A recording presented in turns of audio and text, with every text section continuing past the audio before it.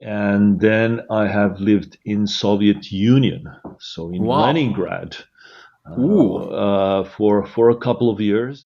I went to a Russian school.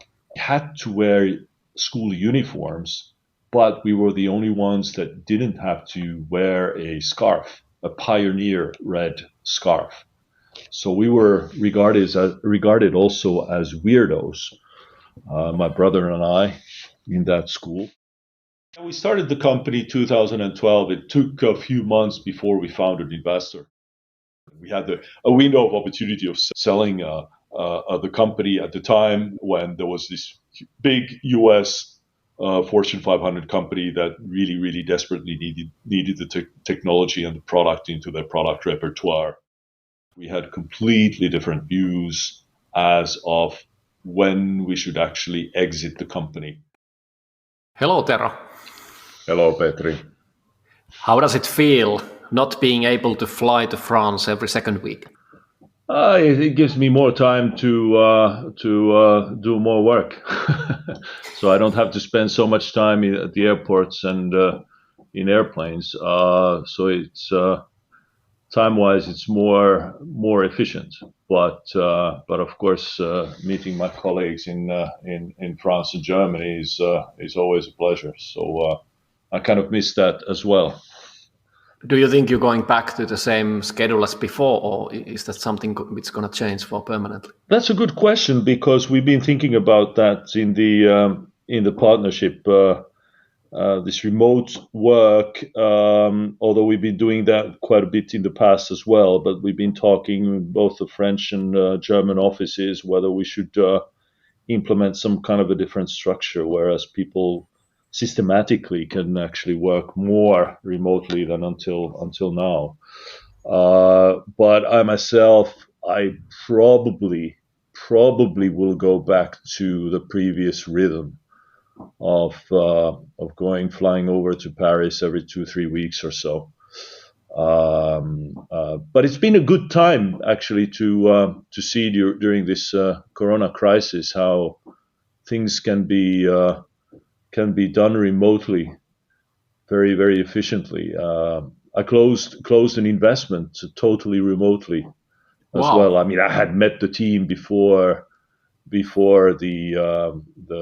crisis, so in a way, it wasn't really closed remotely totally. But normally, at the end, you tend to meet the team again before signing and so forth. And this time, we couldn't do that. So the final touch was done all remotely. So has anything changed in the frequency you do deals, or is it are the valuations going down, or is there any change?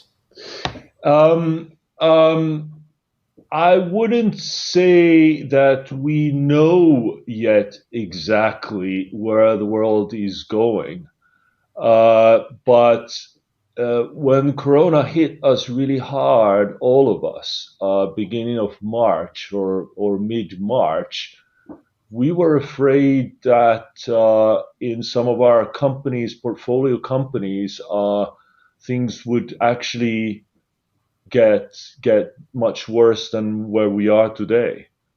There's nice optimism in the air again. Was there a phase where you were hands-on helping the startups and your portfolio companies to, mitigate the Absolutely, crisis? absolutely.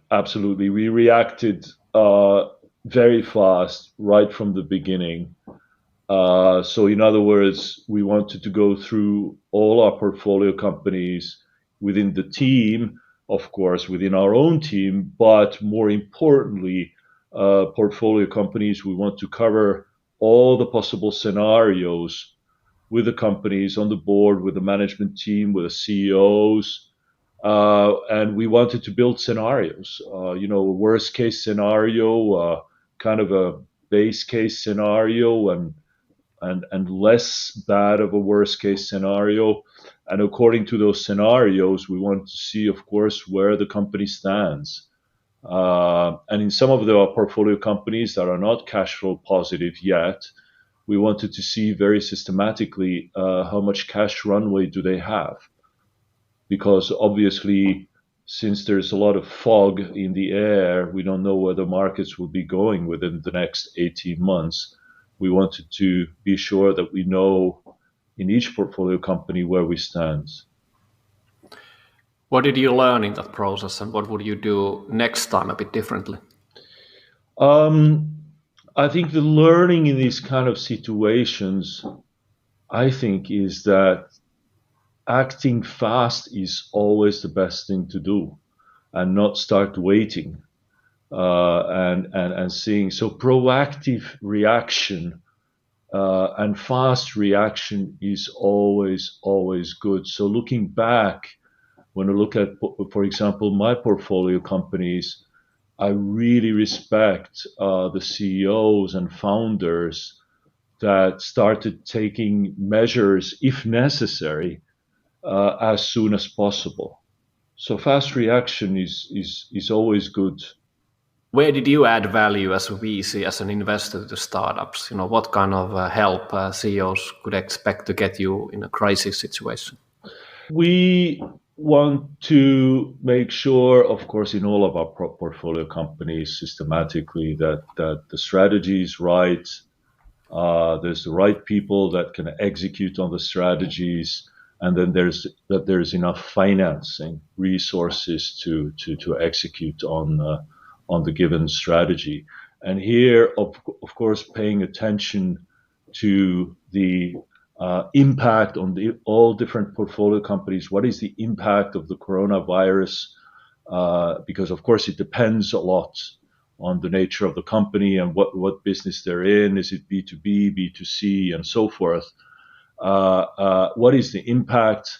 Challenging the CEO on the impact on the scenarios, and then challenging the CEOs and the management team what operational changes should be made, or even what OPEX cuts should be made to make sure the company is covered over the next 12 to 18 months.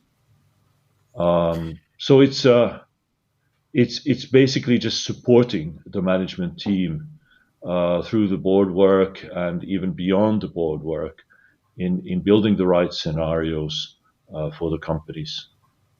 Was that the reason you've been working more? Yeah, for the month of March, yes. I think our whole team was working a lot with the portfolio companies just to make sure that we all react as quickly as possible into this new situation we're in. You have a rather unique perspective on the VC world in Europe. You are part of a French VC, but yet you cover the Nordics. So you are basically in two places at the same time. What are the differences in culture, in startups, and maybe even in the VC culture? Yeah, it's always a bit dangerous to generalize too much. But if one were to generalize, Nordics,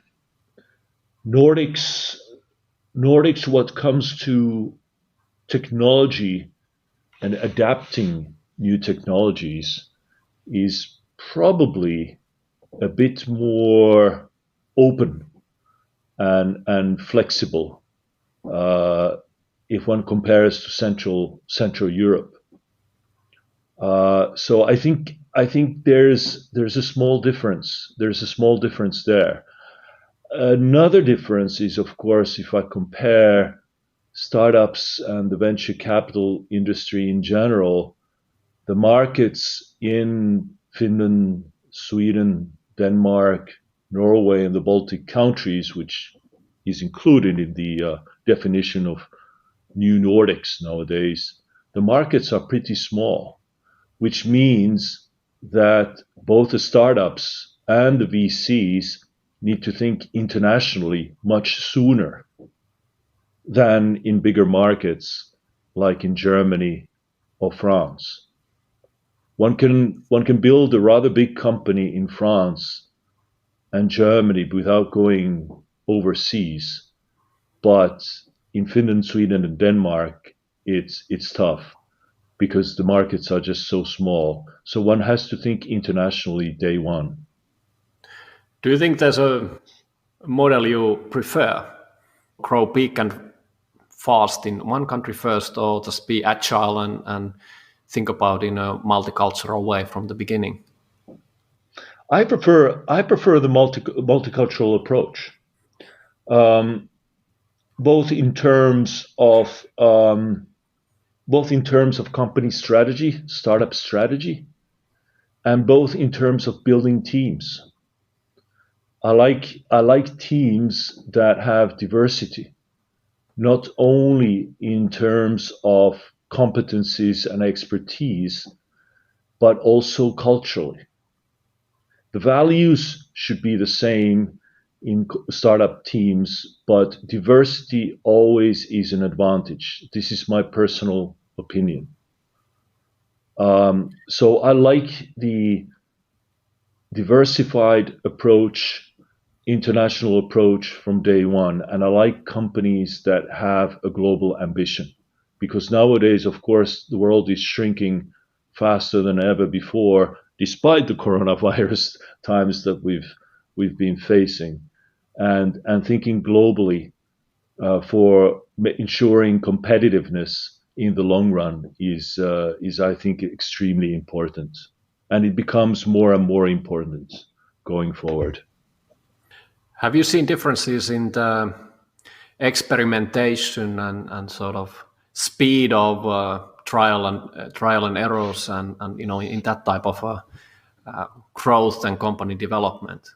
I mean that if you're only in one market and they're building product for one market, or if you have multiple markets and they are in different stages of the markets, you need to adapt different strategies for those markets. Penetration strategies are different. So do you think that there's some advantages coming from there? Well, I think it's an advantage for the Nordic companies that they do need to, like I said, go international almost day one, because the companies learn and are ready to adapt their strategies and their operations as they go forward and expand internationally. So clearly, I think it's an advantage. And if, let's say, a Swedish company enters the UK market as early as possible, they learn more about the competitive situations, the competitive dynamics. They learn more about how they can enter maybe later on the US market or go beyond the UK market. I think it's definitely an advantage when you can think internationally from early days. So yes, absolutely. It's accelerating, I think. If you're a founder and you thinking of taking VC money and you situated somewhere in Europe, and you're just thinking now like that everybody is pretty much 100 milliseconds away, why should I just knock on the doors of my local VC if I could as well talk to Tero or some people in Italy, or you just name the country, just throw dart on the map and just ping them. Are there any arbitrages in that sense that you could really pick and choose the best deal terms or the best partners or companies for your company and for your growth? Yes, well, traditionally, of course, both VCs and startups have been thinking that the earlier stage company we're talking about, and if it's a stage company, for example, it's easier to raise money locally. The company gets support from the VC, and if the VC is located just a few blocks away from the company, it of course helps. So yeah, it still makes sense today, but I think VCs internationally just look at companies also overseas. VCs tend to have expertise in certain areas or in certain sectors, and may understand more of the startup's value add or value proposition, even if they're located on the other side of the world. But it does complicate and make difficult what comes to bringing added value on a daily basis to the CEO or to the management team. What comes to the deal flow, can you once again generalize a bit, even though you said that that's not probably a good idea, but you see hundreds, if not thousands, of startup pitches a year. Without seeing the names or without seeing where the teams are coming from, could you basically make an educated guess based on how they present themselves, or is there sort of differences? And are there any tips? How would you look favorably in the eyes of VC? What are the things you really would like to see also when somebody is pitching you? What are you looking for? Well, it's the normal VC mantra that you probably hear from everybody. It's the team, the quality of the team, and the level of innovation and uniqueness that the value proposition represents, the markets and the timing. All of these are obviously very, very important.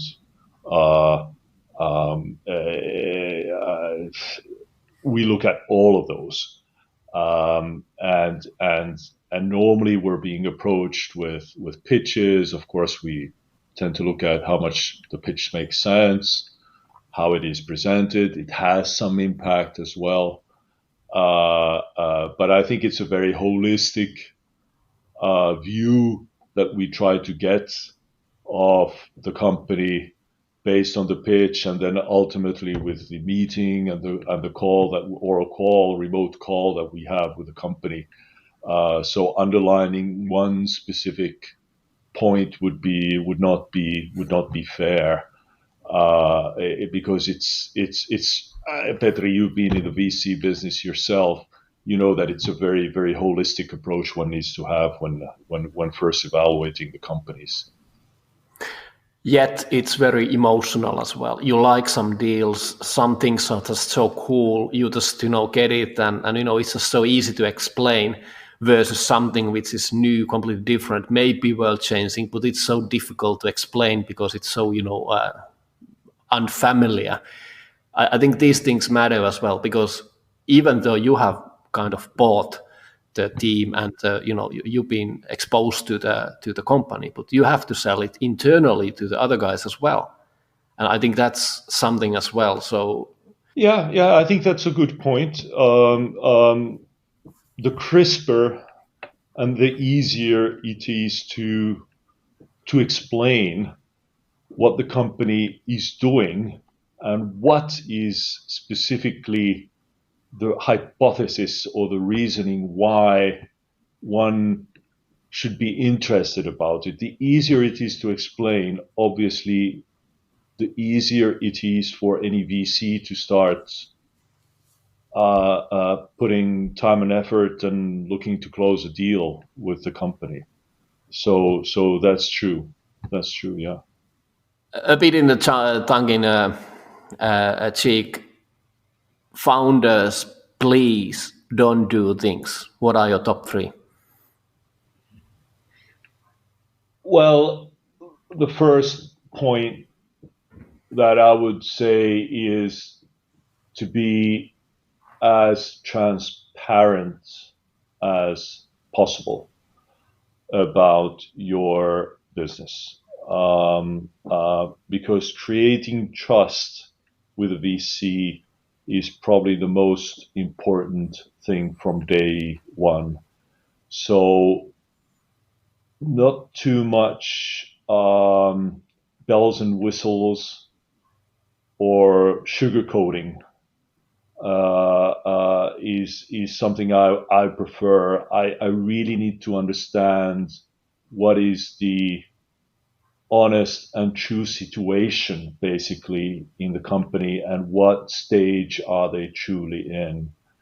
Because if one exaggerates on a few topics in the pitch, for example, and one finds that out later on in the process, then that creates doubts. So honesty, transparency is probably the most important thing that I look for in any startup founder, any startup CEO. I also prefer to talk directly with a management team instead of using or talking to any advisors in between. I prefer also to deal with pitches that the founding team has built instead of outsiders or any third parties. So I think those 2 points, at least for me, come to my mind first. Can you see that there's been some external help, or somebody else has been doing the things, when the CEO, whoever is, presenting you the case, that they're not really on top of the all the issues? Yeah, that happens rarely, but sometimes one can see that. And then I ask myself whether there's too much sugarcoating, actually, because I really want to feel the ambition and the vision of the management team, of the CEO, of the founder, rather than having them present some ambitions or visions or metrics in a pitch that they don't relate to. You were also previously VC almost 20 years back.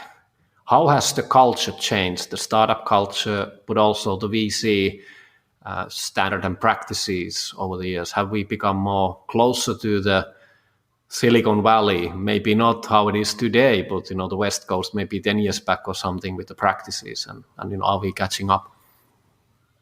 Yeah, I think the VC scene has changed totally. If you think about it, in the late 90s, beginning of 2000s, especially in Europe, many of the VCs that operated then don't exist anymore. So the VC scene has totally changed. There's new management teams that have popped up over the past 5 to 10 years. So yes, absolutely, that has changed from the VC scene. The market has changed totally.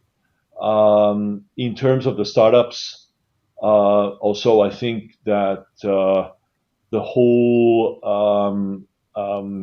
drive to become entrepreneur and to found a startup, the mentality has changed totally. I mean, if you think about it 20 years ago, 15, 20 years ago, any talented graduate from universities would rather start working for consultancy firms or join a big corporate. But nowadays, I feel that the most ambitious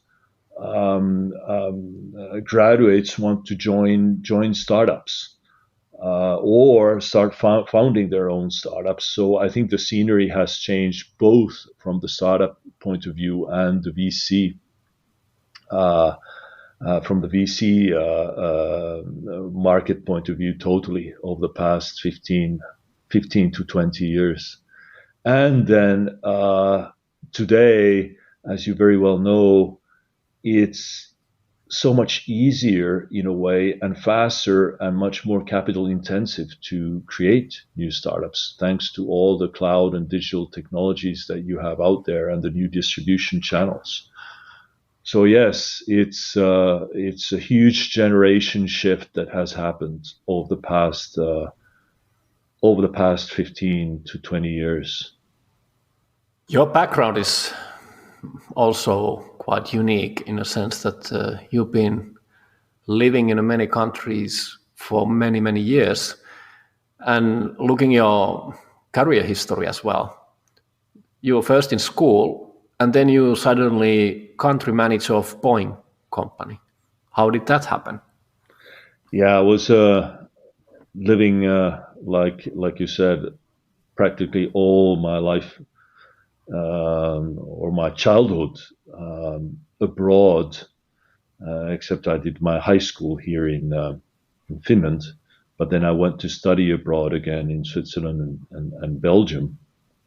And after my MBA in the Solvay Business School in Brussels, um, um, I started in Helsinki. So I wanted to come back to my home country to work as a project manager in fact, for McDonnell Douglas in the offset program. So I started off actually not directly as a country manager, but as a project manager for the offset program. And then after a few years, I was promoted as a country manager for the Boeing Corporation. So Boeing Corporation acquired McDonnell Douglas in the mid 90s. So that's how I turned out to be the country manager for the Boeing Corporation here in Finland. Which countries you lived in your childhood? You mentioned that you were practically abroad all the time. I lived in Belgium twice, in fact. First for 4 years, and then for 2 years. Then I have lived in the UK in London for 5 years. And then I have lived in Soviet Union, so in Leningrad, for a couple of years. Do you speak Russian? I used to. I still speak a little bit, but I don't use it enough to say that. When was that? That was during the Brezhnev times. So that was in beginning of 1980s. So that was interesting for a 12, 13-year-old boy. And then I have lived in Switzerland, in Geneva.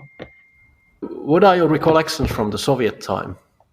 Because it's completely different, from your other experience, and you sort of early teenager at that time. Yeah, to be completely honest, I liked living in all of these countries that I mentioned. I have really, really good memories. But the 1.5 years or 2 years in Leningrad, those were weird times, because even for a 12, 13-year-old boy living in Soviet Union, I could see the huge difference in the system, obviously.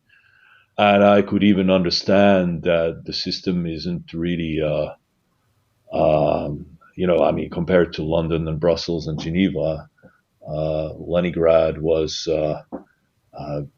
at least in my eyes, more like a third world country, developing city. So it was weird. I went to a Russian school. And I was the only student in the school, besides my brother, that didn't have to. We had to wear school uniforms, but we were the only ones that didn't have to wear a scarf, a pioneer red scarf.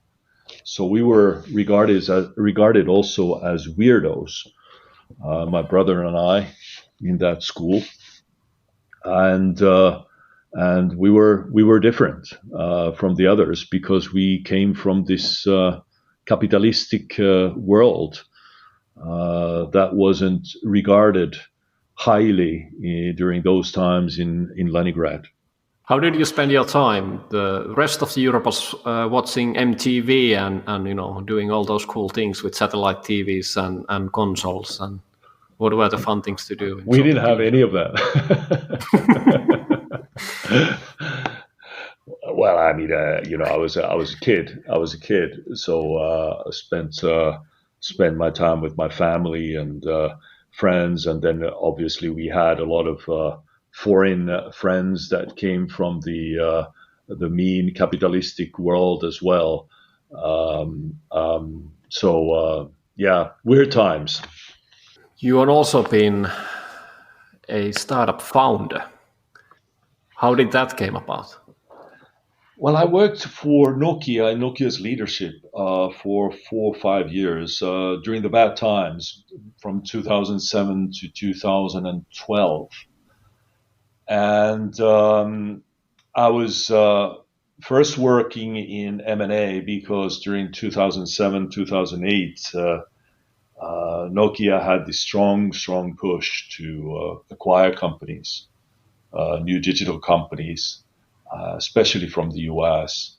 And then I was working in business development, so I was heading their new business development team within Nokia. And as a side program, I innovated a product or a business. And when 2012 came about, and Nokia was in difficulties, in fact, I had the opportunity to take my team with me from Nokia and start a company based on this innovation, this new product that then we continued developing in the startup. How did that happen? You were like, okay, we need to jump out of the Nokia ship and do something. Did you went through the portfolio and see that, okay, what are the things, or was it obvious that you choose the one you actually did? Well, it was obvious because it's a product and innovation that for probably the first time ever I made myself. So I had very strong ownership and passion towards that product, obviously, because it was my baby. So there was no question about it. I mean, that was the whole thing why I was so excited about it, the opportunity to then spin it out and start a company. So how many projects you had, your babies there? Did you were sort of incubating different ideas to the certain stages in there? That's what we were doing. That's what we were doing. I can't remember exactly, but we probably had about, let's say, 10 programs simultaneously. So we were trying out different new businesses, new product ideas, new service ideas, incubated them, and then obviously we would kill many of them because they wouldn't make sense or we wouldn't get the right funding from Nokia. So we were trying to come out with new product ideas for Nokia. So, in other words, building a future of Nokia from the product side beyond just mobile phones. So how many out of those projects are still alive or made it out of Nokia? That's a good question. I think most of them, obviously, Nokia changed totally its strategy, especially when the mobile phones division was sold to Microsoft. So I haven't been following up so closely that I would even know, but I would say I'd be happy to know that there would be even a few of those programs that would still exist. I frankly do not even know. Do you still remember the sales pitch about the product so that the audience can know a bit, what you were doing and why it was so exciting? Oh yes, I remember that very well because the idea was, and that was back in 2009, 2010. I had somebody, a colleague of mine or a team member of mine. His name was actually Arto Leppisaari, who's a startup founder today, a very successful one. He's a technology guy, and he told me that the optical technology has progressed so much that it may be possible, in fact, to measure heart rate accurately from your wrist instead of from your chest. So at that point, during those times, as you know, we had the Polars in the world and Garmins in the world, and Suunto here in Finland, that made heart rate monitors, but you had to wear a strap around your chest. Now, with the new technology, optical technology, one could, it was considered then, maybe create a wrist device that measures heart rate like wearing a watch on your wrist. And you can So measure... it was like an early version of iWatch. Exactly. And we were the first ones in the market to create that technology back in 2010, 2011. So what happened? Well, Nokia decided, I was pitching to Nokia's top management that Nokia could actually enter the wellness market with a wellness device, wellness wrist device that could, thanks to the optical heart rate measurement possibility, could actually measure continuously consumers' fitness levels, stress levels, sleeping patterns, continuously from the wrist. So it was an innovation, and we proceeded with that program, and we got a lot of funding for it. But unfortunately, 2012, most of the new programs that Nokia was pursuing were basically cut because of the obvious reasons that Nokia was the situation where Nokia was in 2012, and that gave the opportunity to start a company around it. Was it an easy process, or were there pain points to get funding and really get it off? Well, it took some time. Yeah. We started the company 2012. It took a few months before we found an investor. Ultimately, we had two investors that joined that were ready to invest. We chose one. So it took some time because during 2012, 2013, investments into hardware was not very obvious. There were only a few VCs here in the Nordics that were a handful of VCs that were investing in hardware. So it took some time before we got the funding.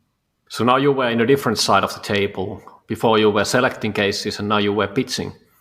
Yeah, that was a very good learning process. It was extremely good to, from the experience point of view, to find my own company and sit on the other side of the table and pitching to VCs and negotiating with VCs. I think being now a VC helps me understand that side of the table from a completely different perspective than if I hadn't had that experience. Looking back, is there something you would have done differently? Obviously, does the company actually still exist, or what happened? You left and then you joined the VC world again. That's right. Yeah, I left 3 years after we raised our money. It was a good time to leave because basically the investor, a Russian oligarch that invested, and myself, we had completely different views as of when we should actually exit the company. We had an opportunity to sell the company, and there was really a good window of opportunity to sell the company. We had a few offers, and we had completely different views with the investor whether to sell it or not. So that was a good time for me to basically leave the company and sell my shares. But the company exists still today, so it hasn't been sold. So it was actually, looking back, it would have been still a good opportunity to sell it. It was sort of it would have been the right choice. Oh yes, absolutely. Looking back, it would have been a good time to sell because while we were the first ones in the market offering a device with a heart rate monitoring capability, we knew already back then that Apple will come out with a product, Samsung will come out with a product, and then ultimately also Garmin and Suunto and Fitbit and Withings have come out with a product. And we had a window of opportunity of selling the company at the time when there was this big US Fortune 500 company that really, really desperately needed the technology and the product into their product repertoire. But obviously now, today, it's a very, very competitive market. There's just so many devices out there. And the technology itself has basically commoditized, I would almost say. Would there have been something you could have, tilted it to the yes, we're gonna sell, something in the way you selected your investors, negotiated the deals, if you could sort of rewind, was there something that you could sort of learn from that process, or tell other guys that please don't do these things, so Yeah, something which is in your control? yeah, choosing the right investor. That's extremely important. And that's what I tell the startups as well. And I learned it the hard way myself as well. One shouldn't go necessarily with the investor that offers the highest valuation and the highest amount of money. One should choose an investor that truly understands the business and the startup world. In my case, I had a Russian investor that a banker basically that did not quite understand the startup realities and the dynamics and what are the right windows of opportunity for selling a company if that's needed. So choosing the right investor is definitely extremely important right from the start. What kind of sacrifices have you done in your life? Now that's an interesting question, Petri. That's actually not my question, to be exact. Hampus Jakobson, who I interviewed some time ago, he asked this question, and he said that the answers are really interesting usually, that they, it's also very unexpected what comes from the people. Yeah. I mean, positively, turning it into a positive perspective, there's obviously so many interesting things one could be doing, but one cannot do everything. So there's many interesting startups that could be founded. There's so many countries where one would like to live in. There's so many things one would like to do, but it's always, of course, a choice that one needs to be making along the way. So obviously one could argue that since one doesn't make different choices or choose something else, one sacrifices from that point of view. If you know what I mean, Petri. No. So what are the countries you would love to live, and what are the startups you would really like to found? There has been many ideas along the way in different fields that I've had, or even sectors. But I don't think it's very fruitful going into all these opportunities that I have missed along the way. And there's, of course, many countries where I would love to live in. On the other hand, obviously, although there are many places one would love to live in, I think it always depends on the real important thing is what you are doing and who are the people that you're surrounded with. I think that's the most important thing than thinking too much of whether it would be nicer than in Helsinki, where 8 months a year it's dark and cold. So what makes you happy? My loved ones around me, the great Finnish nature. We're approaching midsummers, and it's a fantastic time of the year here in Finland, Helsinki, as the midsummer approaches. People and the nature makes me happy, and then the third point would obviously be any passion that I have on my daily work is makes me happy as well. So achieving things, getting things done, makes me happy. So how do you define success? Trying hard and then achieving something, or the other way around is one could see that in a way trying hard and even failing can be a success what comes to the learning process. What is your favorite word? My favorite word, well, of course, holistically speaking, it's love. What is your least favorite word? It would be the opposite then. Hate. Hate? Yes. What turns you on creatively, spiritually, or emotionally? A passion. That you find a passion into something. What something you're doing, or passion to a person. What turns you off? Bad behavior, jealousy. What is your favorite curse word? My favorite curse word? Oh, a Finnish one, of course. Saatana. Is there a proper translation in French? It's in English, it's Satan. But in French, the French word that one uses more commonly and is probably merde, which is shit. What sound or noise do you love? The sound of the sea in my summer cottage, the sea and the wind after a nice sauna session. What sound or noise do you hate? The sound when you go to a dentist clinic. The dentist. Is it the drilling or is it's the drilling? It's the drilling, yes. What profession other than your own would you like to attempt?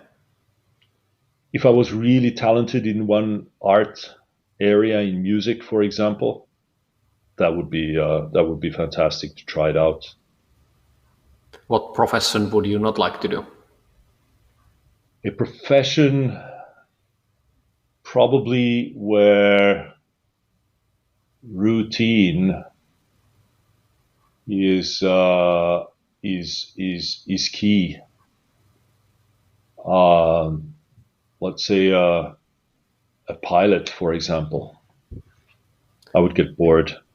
If you could be a co-founder of any startup in any era, which one would you choose? Facebook. Why?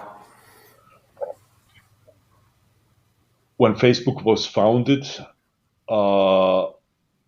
it was a social project, but it was totally unclear how they would turn it into a business, how they would make money with it. And I think it's just fabulous, the whole journey. Facebook's journey is just extraordinary.